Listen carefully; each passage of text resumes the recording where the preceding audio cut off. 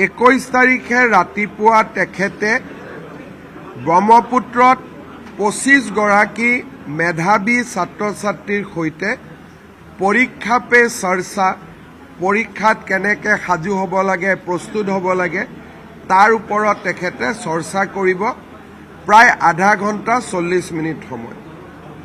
তাৰ পিছত তেখেত শ্বহীদ স্মাৰকলৈ আহিব, অক্ষয় বন্তিত শ্ৰদ্ধাঞ্জলি জনাব আৰু শ্বহীদ স্মাৰকত থকা মাৰ্টায়াৰ্ছ গেলাৰী বা শ্বহীদ গেলাৰীলৈ তেওঁ যাব। 860 গৰাকী শ্বহীদৰ প্ৰথমগৰাকী শ্বহীদ খৰ্গেশ্বৰ তালুকদাৰৰ প্ৰতিমূৰ্তিত তেখেতে মাল্য অৰ্পণ কৰিব আৰু মোদী ডাঙৰীয়াই যেতিয়া অক্ষয় বন্তিত মাল্য অৰ্পণ কৰিব, নেপথ্যত আমাৰ শিল্পীসকলে শ্বহীদ প্ৰণামো তোমাক গীতটিও পৰিৱেশন কৰি থাকিব।